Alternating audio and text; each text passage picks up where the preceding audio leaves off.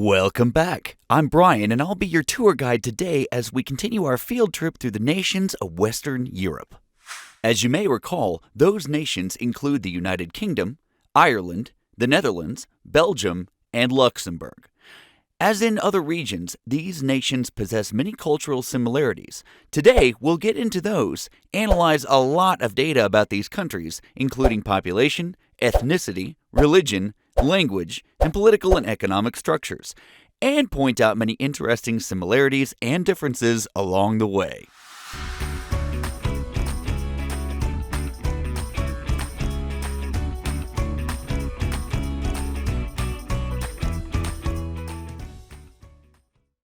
Government. So first of all, let's look at the political structures of these five nations. You may be especially surprised at this first nugget of information. Did you know that 4 of these 5 nations are constitutional monarchies? It's true. In a constitutional monarchy, the person in charge has a title such as king, queen, or duke. In this region, Ireland is unique in that its government is a republic.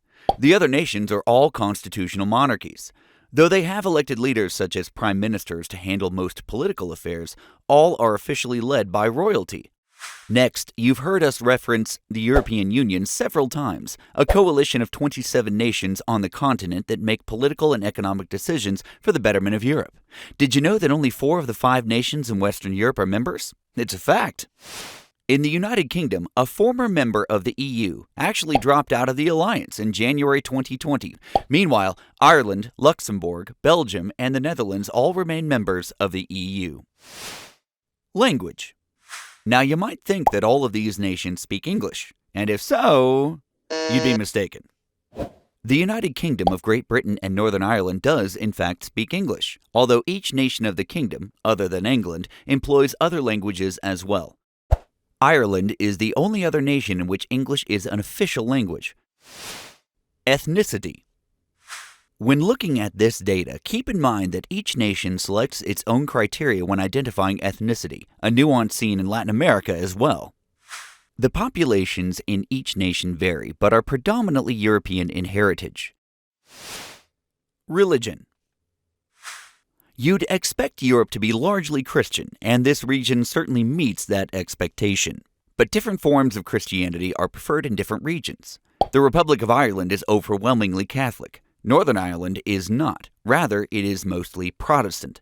Specifically, Northern Ireland adheres to beliefs from the Church of England, or Anglicanism, which is referred to as Episcopalianism in Scotland. In both Belgium and Luxembourg, Catholicism is the religion of majority preference.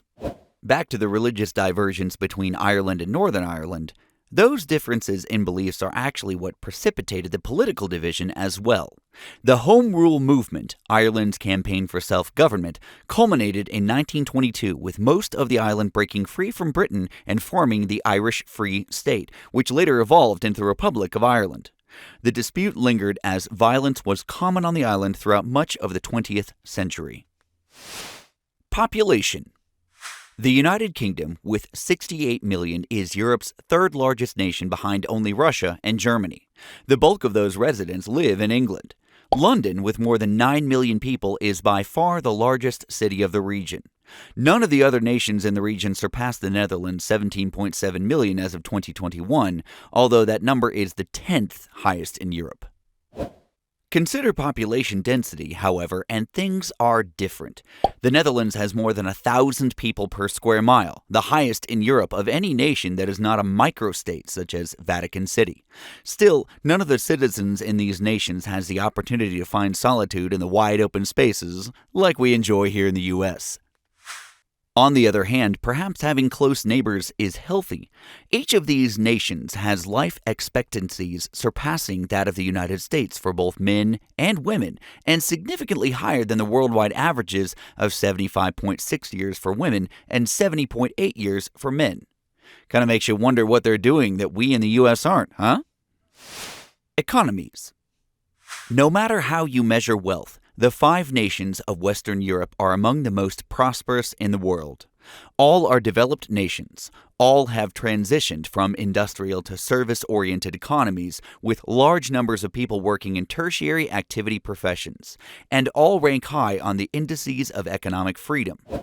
Take a look at each nation's estimated GDP per capita for 2021 as provided by the International Monetary Fund.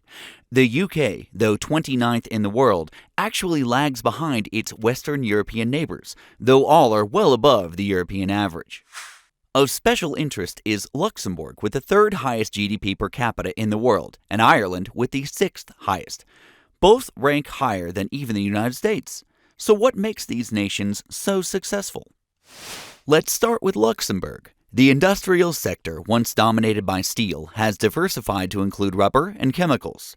Growth in the financial sector over the last half-century has propelled Luxembourg's economic rise, as services such as banking and investments account for most economic output now. However, questions about banking practices and tax avoidance have plagued the nation since 2009. Ireland features a service-oriented industry propelled by foreign multinational corporations. Exports are largely centered on pharmaceuticals, medical devices, and software-related items. In the Netherlands, the port of Rotterdam is the largest in Europe and situated between prolific economies in Germany and the United Kingdom. Shipping is a major reason for financial success. Belgium's main exports are machinery and equipment, finished diamonds, chemicals, and metal products. Most work in a service profession, as Brussels is a highly industrialized center of employment for Belgium and surrounding nations. The United Kingdom's service sector comprises nearly 80% of the nation's gross domestic product. London is ranked behind only New York among the world's financial centers. All 5 nations are mixed market economies, as 4 of the 5 nations are members of the European Union. Remember, the United Kingdom opted out in 2020. They also use the euro as their national currency, while the UK features the pound sterling. Culture. Each of these nations possess cultural icons for which they are famous. Let's look at a few for each. Luxembourg is noted for its many museums and cultural diversity. In fact, Luxembourg City was the first 2-time honoree as the European Capital of Culture. Belgium is famous for its waffles and chocolate as well as beer. Fries reportedly originated here, not in France, but they're usually eaten in Belgium with mayonnaise rather than ketchup. The nation is also noted for its artistic movements in fields such as architecture and painting. In addition to windmills and tulips, the Netherlands is known for its architecture, dikes, and canals. If you are like many Dutch residents, you'll go sightseeing while bicycling. Much of the culture in Ireland revolves around religion, which is important in the everyday lives of many residents. Irish music and dance have increased in popularity worldwide, as have its whiskey and stout beers. And don't forget the shamrock. And in the United Kingdom, London receives more international visitors than any city in the world, as the UK ranks 10th among world destinations for tourists. The famous sights of London are among the top priorities, of course. Tea remains a must for any occasion while on the island. Cultural linchpins for the UK include literary giants ranging from Shakespeare to Dylan Thomas.